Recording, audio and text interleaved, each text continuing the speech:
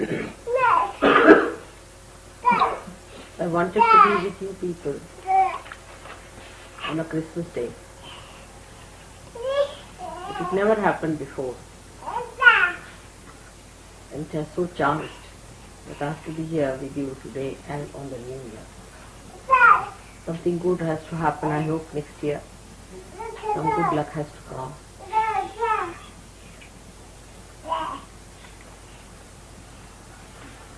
Life's birth was very unique. The whole thing was a very unique thing. It was planned in such a manner that he was to be born in a place. It was very humble, because he came to teach us humility.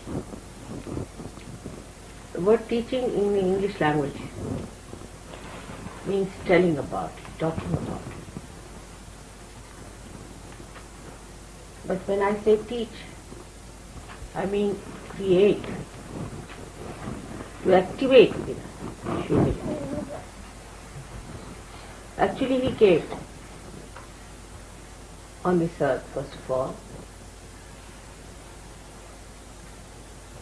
to create a space within us, at the Agya Chakra, by removing the hurdles of the ego.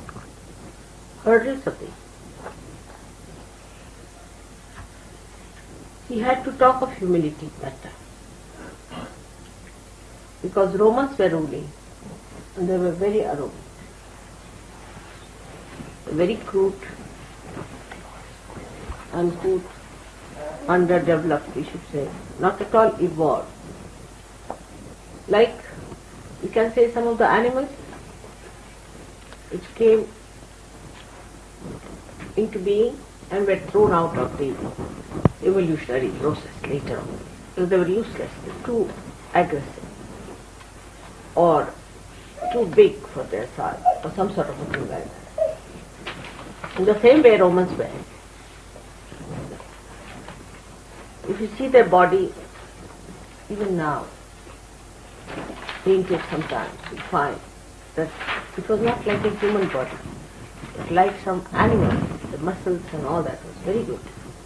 There was no softness, no roundishness on their faces. So this ego of Romans affected everyone whom they ruled. Because when you have somebody as an ideal before you, and always people see who dominates them, and such person becomes their ideal. So you start imbibing that kind of a character within yourself. You see somebody who is condescending, you also become suddenly condescending. You see somebody who is very egoistical and tries to show off, you also put up airs. You can see this every day happen, that a boss comes in who is a very, very airy person. Everybody in the office is. And that's how Romans affected the people in those days, by creating their own ideas. People thought they are the ideals, they are the best, because they had produced results according to them. They were so powerful, they thought this was the power. And that's why they followed their methods, many people who were not even Romans. Another humbler group was affected because they were hurt, their ego was hurt. So they became equally violent, in the sense that they were so touchy that you could not say anything to them. They would just come and bark, frighten you. This kind of character is very dangerous also, because that gives you some sort of very bad disease. It can give you leprosy. People develop leprosy with that kind of character. If you develop a barking temperament of a nature by which you just jump at you. Nerves become absolutely sort of shattered. And the leprosy is the disease of the nerves. Those people who always keep themselves under such strain and jump at every person who comes along are very dangerously placed as far as their nerves are concerned.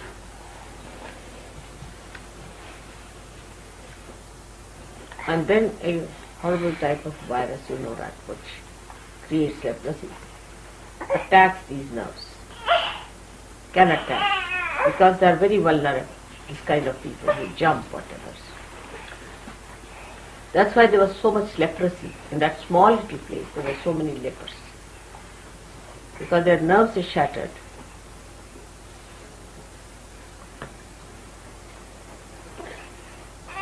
In those circumstances, Christ was born.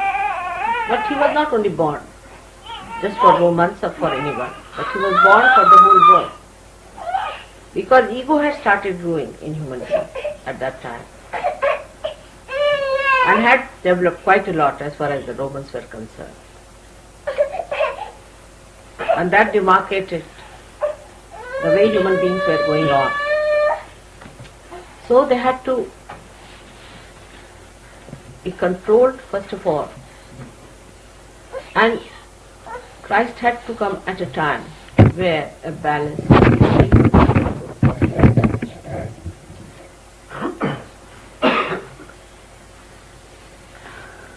So the first thing that was said about Christ throughout in all this music and songs you have heard now is that peace on earth. He came to create peace on earth. That's only possible when you are in balance. First of all. Secondly, when you are realized. Both things should be. If only you get your realization and there is no balance in you, there cannot be. But peace never means in any way is a personality that recedes, runs away from situations, escapes. It does not want to face the reality. Never means that. Christ is pictured very differently from what he was. He was the strongest personality which he was, and the heaviest man. And he would not stand any nonsense. Nobody could take liberties with him. But he would not himself take liberties with others. Of course, no question. Extremely compassionate, extremely kind, but very powerful. This is the balance.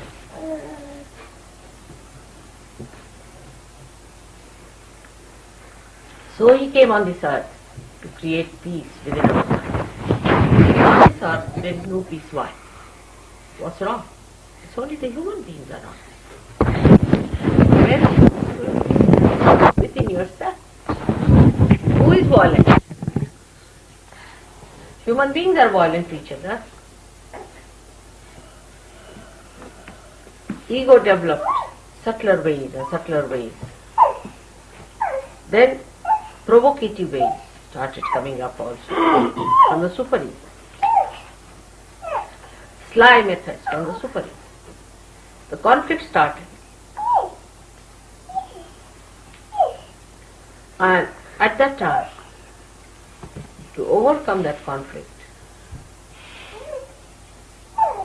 the best thing was to create a space in Agya, in the center, in thoughtless awareness. That's how Christ had to come on this earth. The birth is very, very symbolic. Because he is nothing but Chaitanya, he is nothing but the word as you call it, Logos. I don't know what all words you have got in language. The Shabda as they call it, the Omkara. He was to be born in this way because he had no body.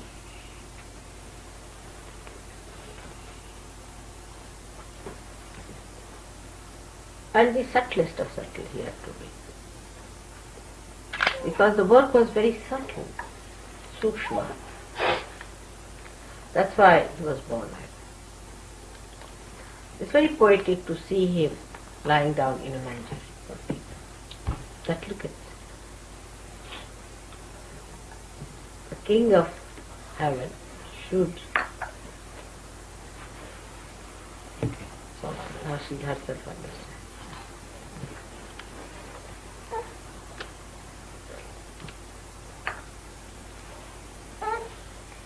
Don't go near that.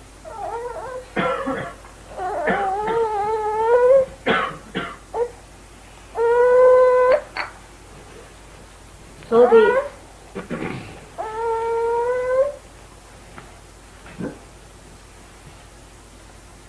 story of his birth was very interesting.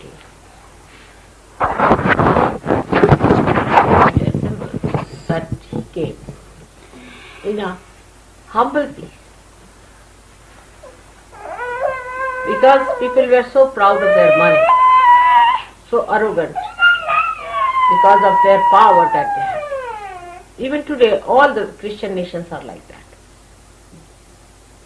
Surprisingly, a Christian nation should be so arrogant and so power drunk and think the end of themselves because they are affluent. Think of the Christian nations being very poor. Do you think they would have had racial problems?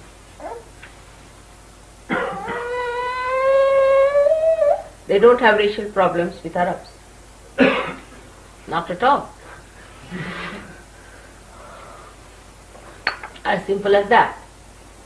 No problem with Arabs. They have no race. Arabs have no race. They have money. Money race.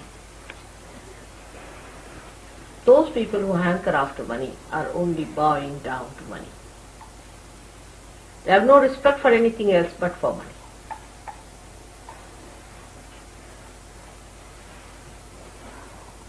Those who have money and think of money are another lot which is going to go out of the circulation of evolution. That's going out already. The second lot is the one which was like Romans. They had a fall, they all finished because they were power drunk. They drank away. Their civilization completely finished off and they are out. You see in Portugal, you will be amazed, it's happening there. The ego of Portuguese was so great, you can't believe that country is a desolate country. There's nothing now. Huge big buildings which you see, and you know they must have been rich once upon a time. And there's nothing left with them except for their antique shops which are never opened. This kind of an ego is again revived. And that revival came up, imagine, in the name of Christ. Imagine. They purchased people to be converted as Christians. They gave them money. It's all money propositions, money enterprise going on.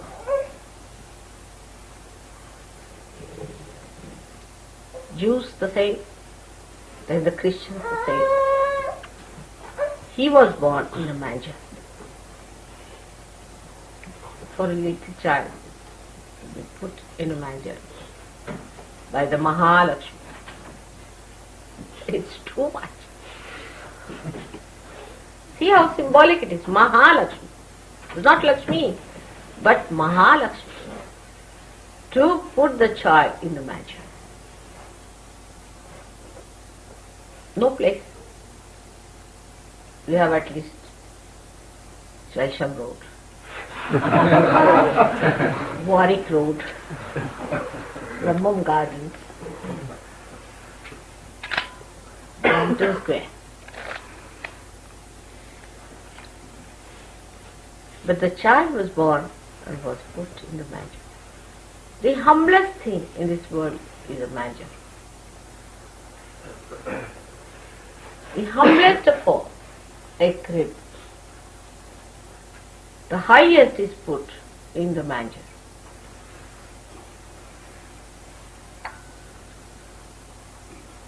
So, what do?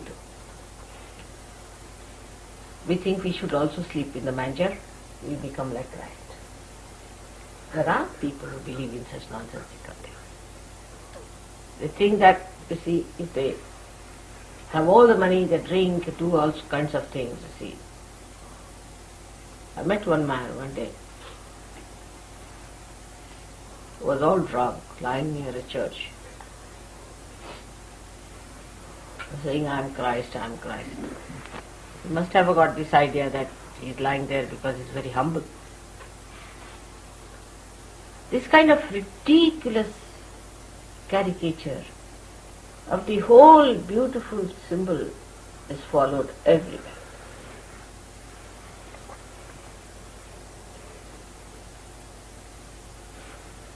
So the arrogant and the egoistical might say that why, if he was the king, why was he born in the manger?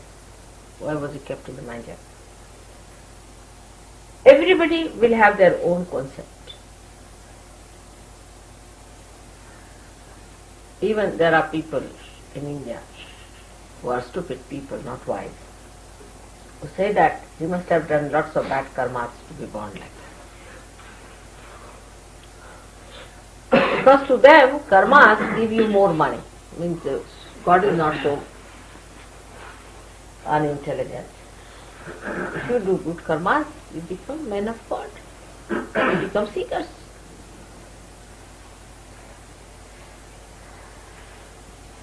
You get the blessings of God by your good karma. You become religious people, not moneyed people who can go to pubs and waste their lives. This is the idea they have got, that by doing good karmas you become rich and become even worse for next life. Some people may believe that. But he never did any karmas. He was in a karma himself. So no question of his punishment and all that, it was just a drama. But very symbolic it is. Now see, a little child put in the manger, no comfort. Can there be a comfort in a manger? Think like that. All the Christian nations are after their comforts. Aren't we? What we think is not comfortable, it should be comfortable. Christians should never seek comfort. That is one of the messages of Christ's birth.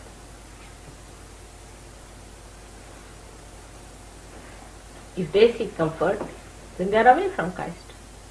Because he was born in a manger. No comfort was provided for him.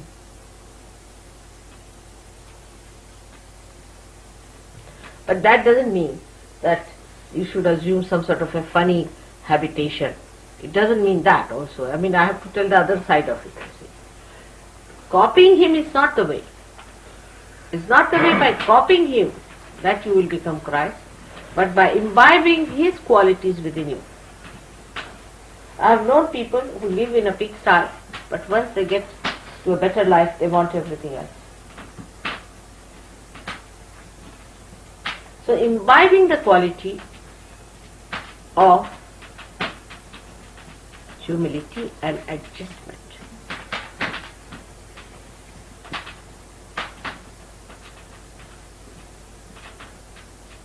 Humility and adjustment.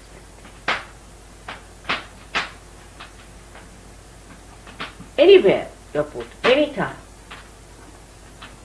Very particular about time.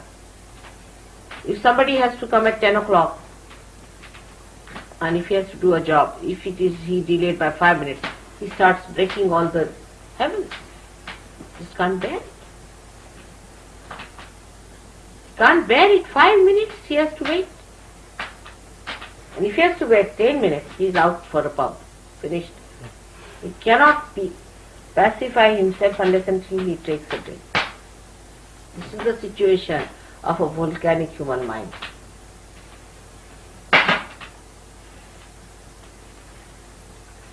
So the peace has to come.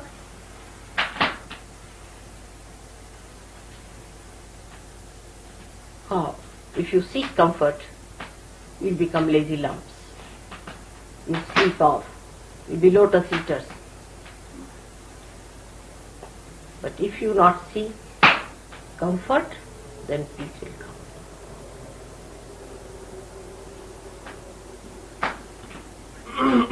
Because for our own comfort, for our selfish comfort of this body, we torture everybody. The other day only I was telling that only in the Western countries it is so, not in India. If somebody is sleeping even till 12 o'clock, you cannot wake up that person. It's a irreligious act. I mean, in India, anybody who sleeps after 6 o'clock, he'll feel ashamed of himself to be sleeping that time. He'll be apologetic the whole day and he'll say that, oh God, I'm sorry. It's regarded as sinful to sleep so late as 6 o'clock in the morning. I mean, any country like that.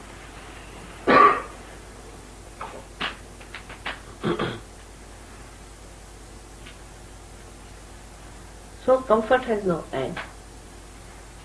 There's no end to it. Comfort crawls upon you. What is comfort? Let us, very simple. In Christ's symbolic life is very deep significance is this. That comfort is nothing but the matter overpowering the spirit. You see that point? If you are sitting on a chair, then you can't sit on the ground. If you are sitting on a sofa set, you can't sit on a chair.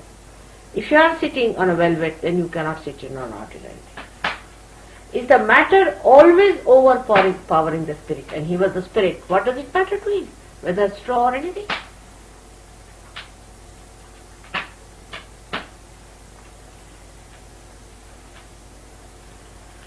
It is unsurmountable. Nothing can dispute the spirit of these material things. I mean, the matter otherwise will take so.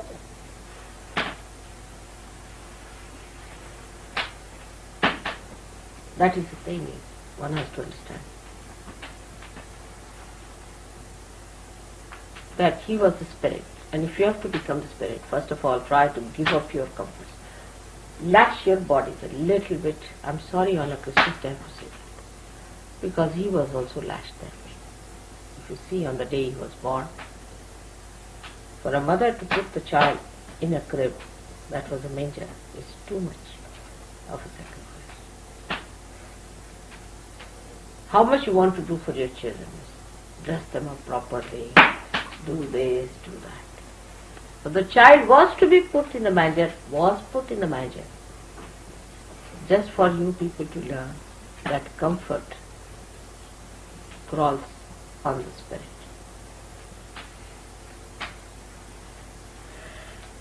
We always seek the comfort.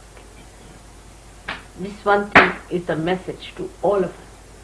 If you seek the your room, I must have a bathroom attached to that. Again, comfort. What about my wife? Where is she going to sleep? She'll sleep as others are sleeping. And you will sleep as others are sleeping. Nobody is going to die. Of that be sure. I can assure you. Surge yoga is very hard thing that way, you see. Very few people die once they come to surgery. Some of them should. But they don't.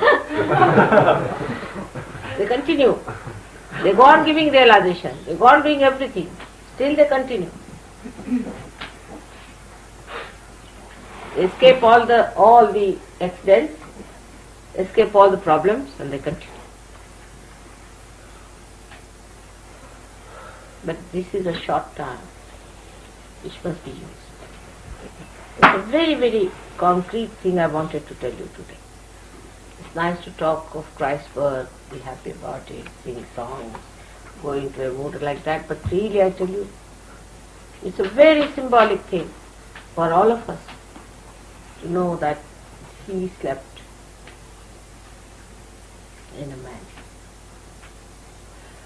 And the another symbolicism is that what did we offer him? What did this world offer him at that time? The another symbolicism is that they offered him a manger.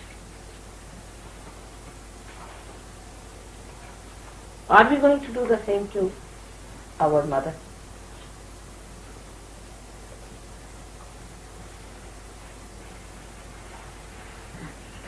This is one thing one has to know. Manger is, after all, is all right. It doesn't catch us anything. It has no left navi, right navi, nothing. It doesn't have all these problems. There are no thorns. There's no agya. There's nobody screwing up into your stomach. Suddenly, oh God, don't want to see. So you are the thistles in that manger, which have to be soft to give comfort to Christ. You have to become so soft and so sweet, so clean and pure, because a new babe is going to be put in the manger.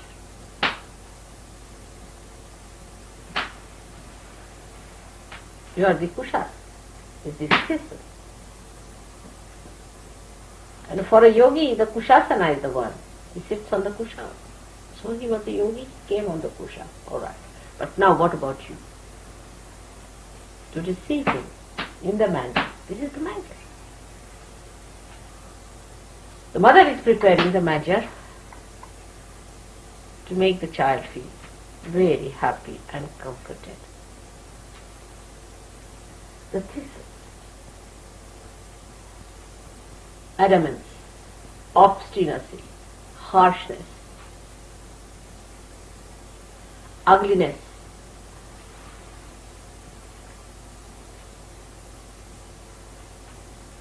all must be plucked down.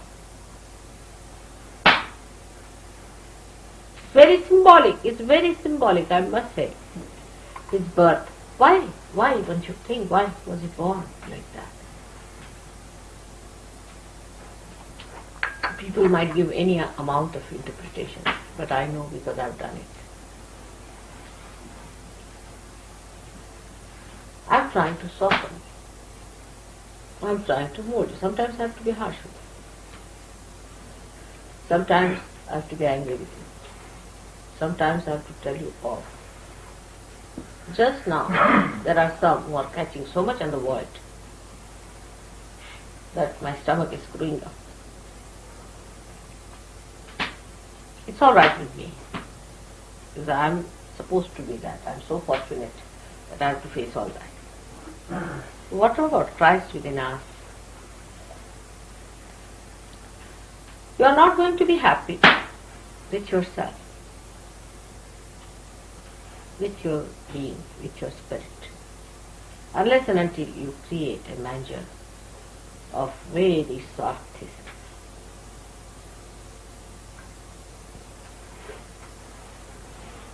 You yourself, you are not going to enjoy it.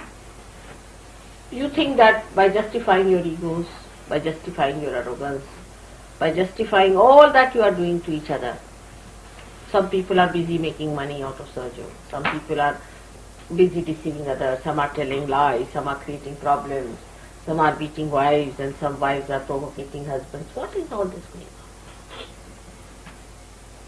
We are creating a beautiful manger for Christ. To create the peace on earth. We have to be peaceful. To be peaceful, one has to be humble. This is the message of Christ. Humble. If we become humble, peace will come. Humble is a good word. I don't know if it explains what it means. Humble means not asking for your own comfort, but comfort of others. When others are before you,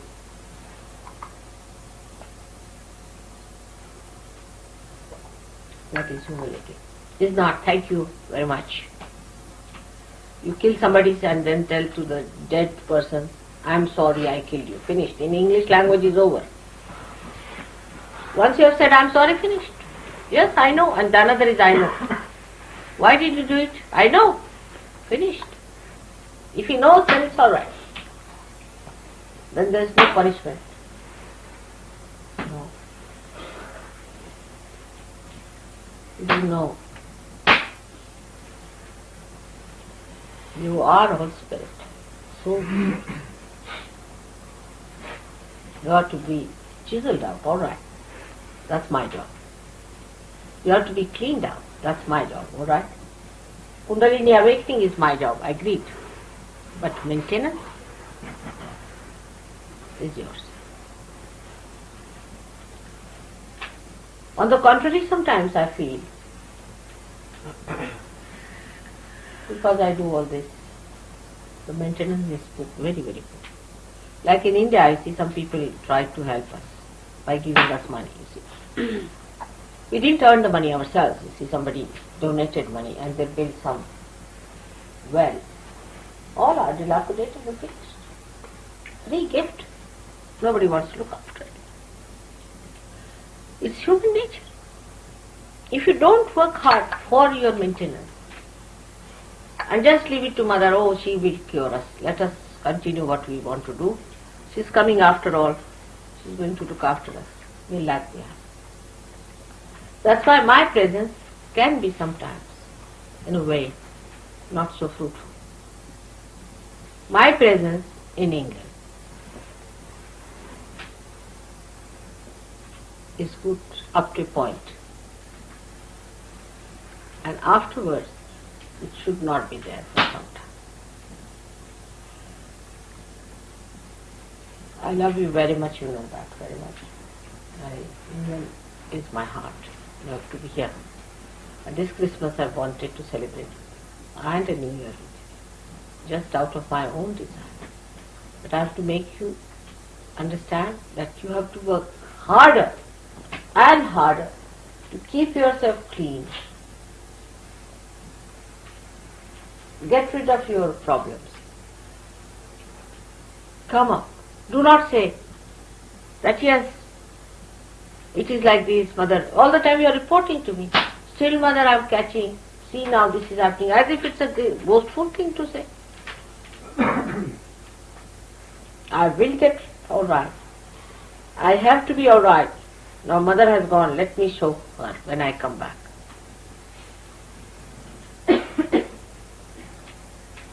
When I once went to Bombay, Raulbai did not come to see me for 7 days, and she was in Bombay. She had arrived to see me.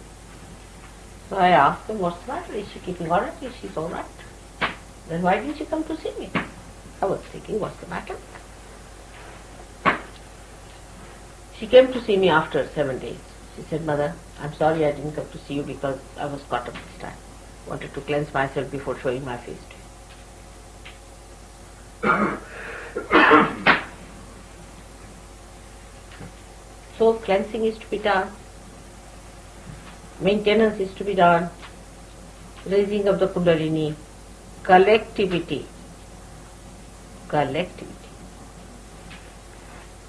Look after each other. You have to only support Sahajogis and not others. Outsiders. They are outsiders. They are not us. We are Sahajogis, and those who try to support others are no more Sahajogis. They get out of Sahajoga would be better for us. Whatever we are among ourselves. Outsiders are outsiders. We have to love each other. We have to respect each other as they. Nobody has to say anything harsh things to each other. No. Be kind, loving, affectionate. Curve down your tongues. Be humble. Humility. Humility is the thing one has to be. Write it down with big words. Be humble, be humble, be humble. And when you become humble, such peace will reign. And you will feel so nice. Being humble, there's nothing wrong. Christ has gone to this extent to say that somebody slaps on this face, you turn the other. Be humble. With Romans there was no other way out.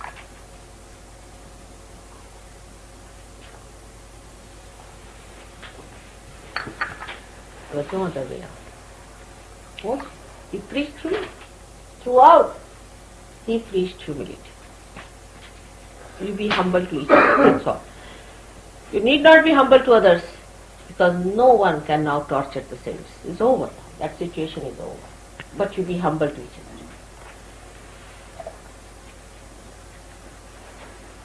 Humble in your demands of life. That doesn't mean that you should become people, just keep it there. That you become people of strange characters, you see. That doesn't mean that. You should be decent, with decorum, as Christ was when he was born. But you should be humble. Try to mold your body. Make them lighter in the sense that it can sit anywhere, it can move anywhere, it can lie everywhere. You are all young. Adjust yourself. If somebody has one room, you should say, all right, doesn't matter, I can live in the corridor, don't worry. But they will be first jumping, I have seen that, to the room which has the attached bath. How many of you have rooms with attached bath? Let's see. Raise the hand. Living in the ashram. Better give up. Better give up. See now. Better give up. All of you give up your rooms and stay in rooms which are shared. So it's all right for you not to share because you are husband and wife, but need not ask for attached bath.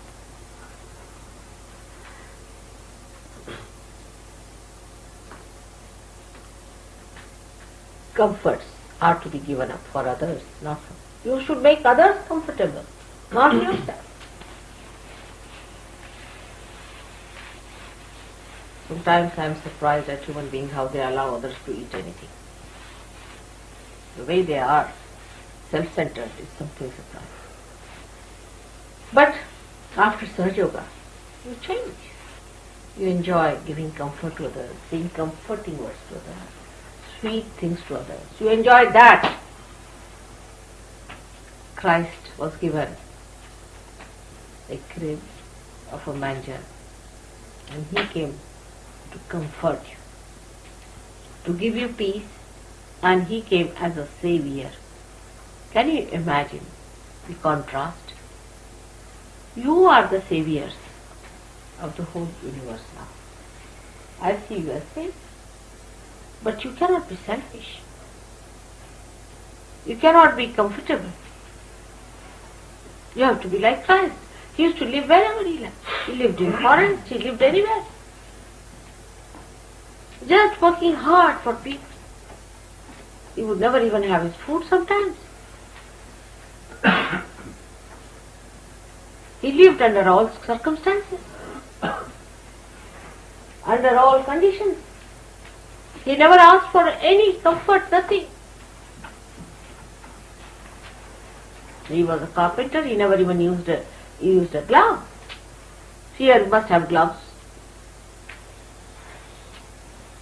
You must have socks, you must have shoes. You must have a shaving. He never shaved you. That doesn't mean you grow your beard.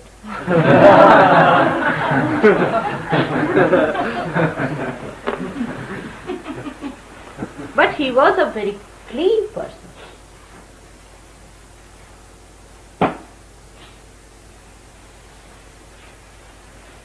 He lived with a minimum of minimum. That's what one has to do, is to reduce it.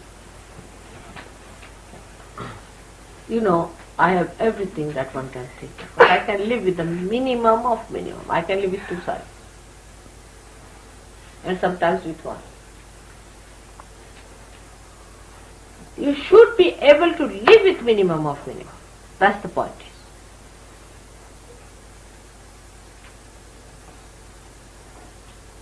And that is what one has to learn from his life is that we are the saviors today. And Savior lived just like a humble person, very elite in his behavior, very dignified. He was not lived like a beggar going hey, like that. Some of them you are like that also. You go about like this. When you talk like this, you go about. That's not the way. With dignity, with your magnificence, with your gravity. Move about. Actually, those who are really great, those who are the real emperors, do not need anything. What can dominate them? Tell me. If you are the emperor of this world, if you know you are the queen of this world, what is more important? What comfort can dominate? What material thing can charm?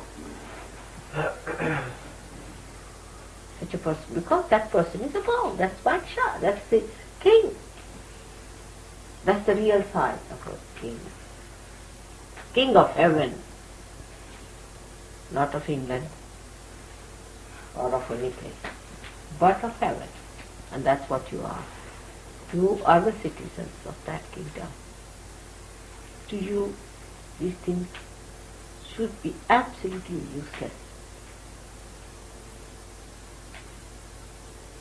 The beauty of the matter should be seen, not the possession of it. Beauty is the comfort, not what you feel in the body like having comfortable. Beauty is so comforting, people do not know how comforting is the beauty. And that, I'm sure, while we are celebrating his birth today, we glorify him by accepting a kind of a martyr spirit, a spirit in which you are dedicated, in which you do not demand anything but you give. You do not ask for anything but you give. Even today I received letters from people saying that please, I want a job, can you help me? Will you pray? All sorts of things like that. It can be every sort of a nonsense. Of course, I mean, one can have all that kind of thing. But ask for one, and that is the spirit. And once you ask for that, that's the highest you have asked for. Then you don't want anything. The enjoyment is complete. So to celebrate his birth and to rejoice in that is to rejoice in our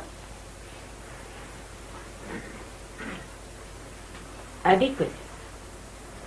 If you are adequate, you do not hanker after your inadequacy, don't you? If you are complete, if you are full, if you are satisfied, you do not hanker, do you? So enjoy your adequacy, your completeness, your fullness, and your complete satisfaction. Enjoy that. Ultimately, all these things lead to some sort of a satisfaction. Of course, I don't know if you get any satisfaction out of that. But the real satisfaction that is within you is the spirit. Enjoy that. This is for yourself, and for others, you are a comfort to others. It's not that anybody who talks to you will come and complain to me, Mother, he has bitten me. I had a meeting with another scorpion. He bit me. I touched somebody and he hit me. Comfort. You are a thing of comfort. Believe him, you are. Comfort.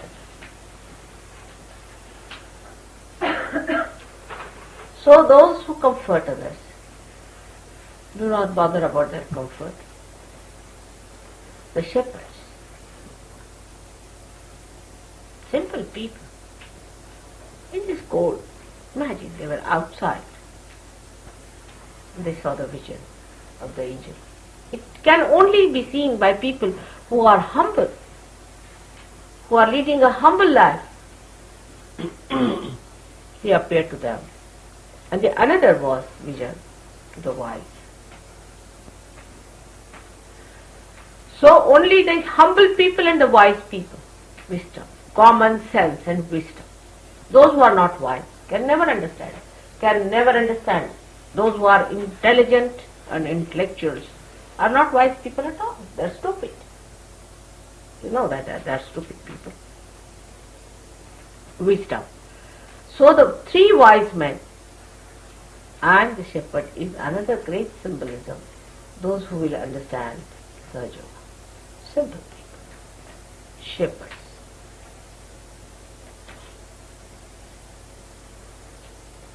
And another are the wise. Only the wise can understand the stars.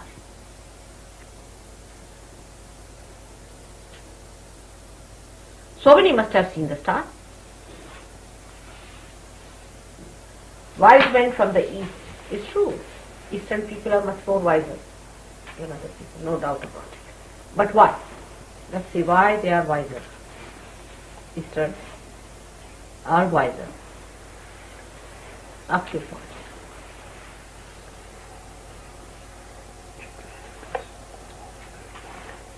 In your body there is east and west, you see. East is left side and west is right side. Eastern are the left side, nearer the heart. But not the easternmost are Japanese, horrible people. Japanese, horrible. Then all these people who are selling you these drugs and all that, the worst of all. But those who know and are left side, the combination of knowledge and love, knowledge and compassion. If there is no love, if there is no compassion, you just can't talk to that person. He's like a stick. In a dried stick, what vibrations can I give you? Just tell me. A dried stick, straightforward dried stick. What vibrations I can give to a dried stick? There should be some sort of a greenery in it, isn't it? Little bit, at least. If it is too much of water also, it is spoiled. Can be rotten. But if it is a dry stick, straightforward, you know what I mean, dry sticks are, then how can you give vibrations to such a person? You cannot raise it. So first thing is love. And wisdom comes through love. Wisdom doesn't come through intelligence. It comes through love. When you love someone, you get the light of wisdom. By thinking you can never become wise. You can become stupid, absolutely stupid. But by loving, you can become very wise. When I see Sahaja Yogis suddenly say something extremely wise, something great, suddenly there's something says so sweet and so nice as it can. The heart is opened. The fragrance of wisdom comes from the heart, and that is symbolic. That three of them came. And they were who? Brahma, Vishnu, Mahesha.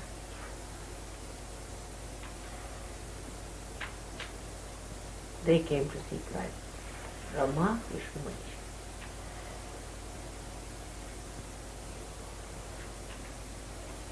See the vibration.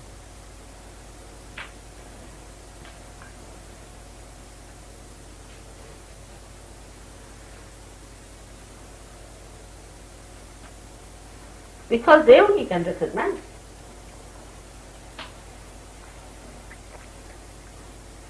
Not ordinary people. Romans, no.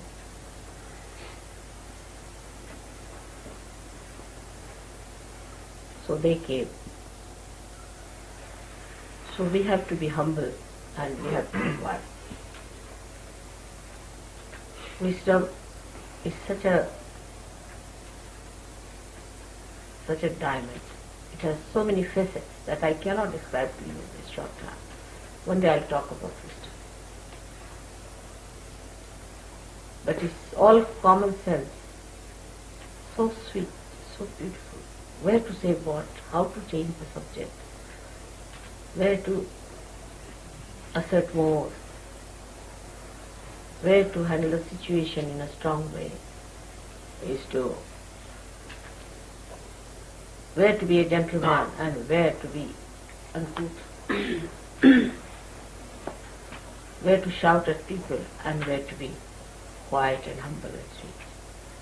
All such a judgment, you see, is all that exists. Is the center of gravity. And to achieve that, you have to give up your extreme behavior. Obstinacy is the first thing that should be given. For all wisdom, obstinacy.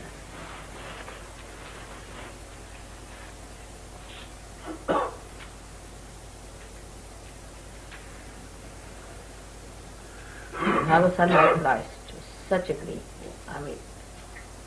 so confident, feel Adhara, the complete support is there. No problem of any kind. To have a son like him. Completely obedient, absolutely 100% obedience and humility and understanding of your being. No problem. You are all my sons.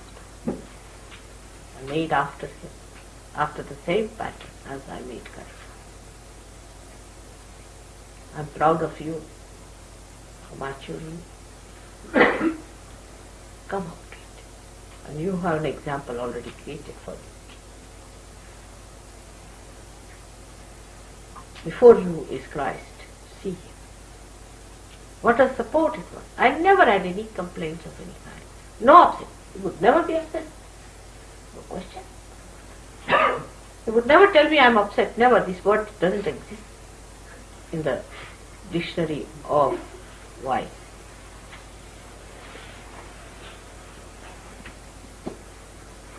You are never. How can you be upset when you are set once for all? This word must go from the dictionary of many Sahajogis who use it. Problems and upset.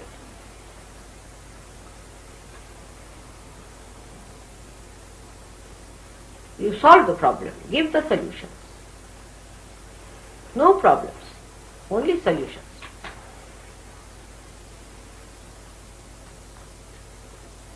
That's the way a son should be to a mother. That she can depend on. Absolutely, no problems there. Nothing.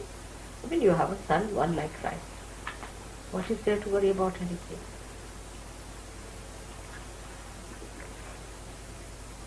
Even the one word he said, behold the mother,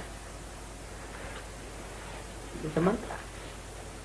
It is the greatest mantra that I use. When your attention is here and there, I just say that mantra. To you, as a command it is. And so humble, so humble. Behold. Behold doesn't mean look, no. It's a very humble way of addressing. Behold. Something glorious, something great. Behold it. Accept it, understand. It was such a mutual understanding of support and love. That should exist between us.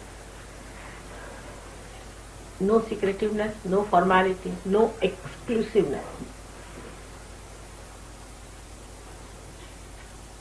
No exclusiveness. All enjoyments must be together. Now all your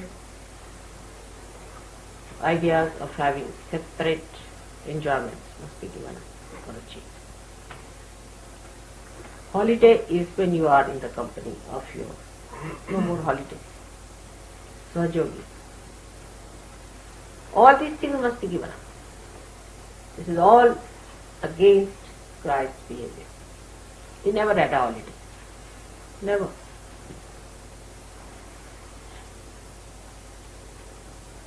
This is the holiday.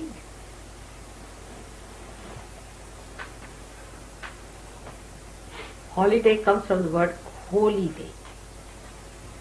Every day that is spent, every minute that is spent in the company of Christ, it's a holy day.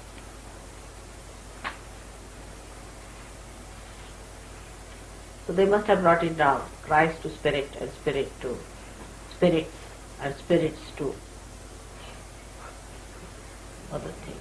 I'm sure.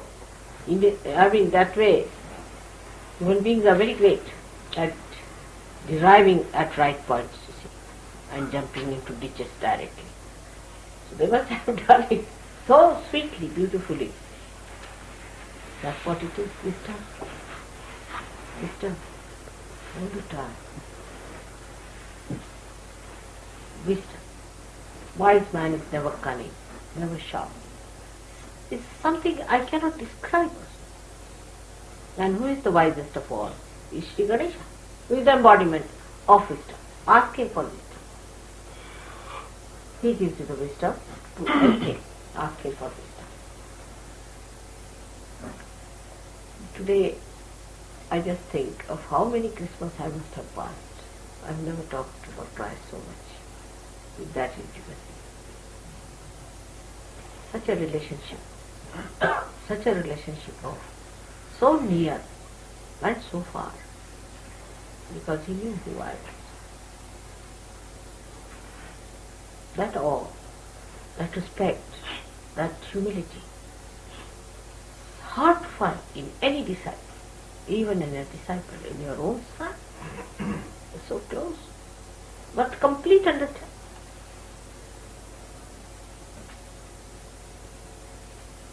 That oneness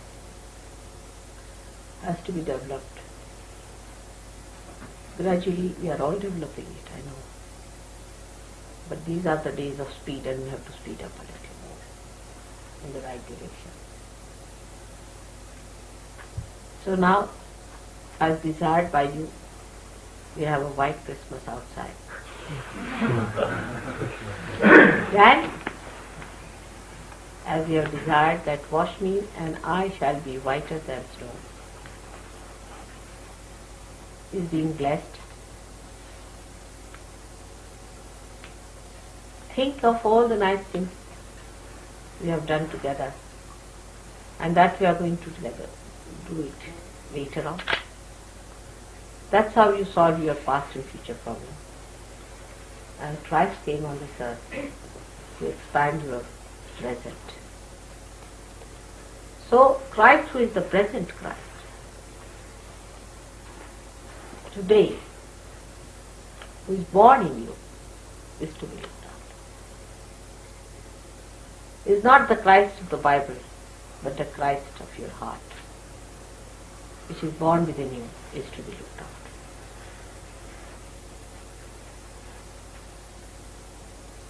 Bible is so symbolic that it will take years and years for people to understand it. It's too symbolic for you. But at least you can understand it. But other human beings cannot understand. So one has to only understand through your own spirit. That is the Christ born within you, which must be looked after. Put him in a very soft heart.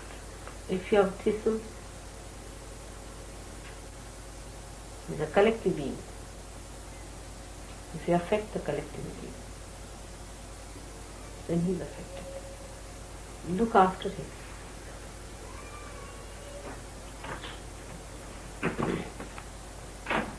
So they say Merry Christmas is enjoyment for joy. Out of peace comes the joy, the light of joy, the happiness. I wish peace for the whole world, for the whole nation. To understand, to give up all the strives, all the false battles for money and for power. All wrong ideas that they are different from each other and come under the banner of Sajilwa and enter into the kingdom of God,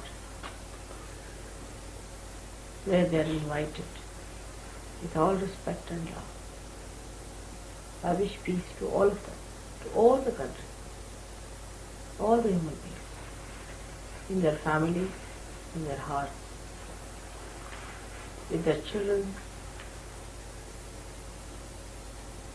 with all of them. Let there be peace. Let their heart emit peace, their tongues speak with peace, their eyes see nothing but peace.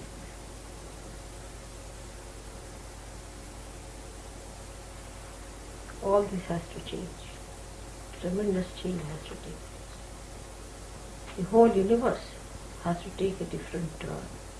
All that is hatred, hateful, ugly has to vanish, and the peace has to prevail.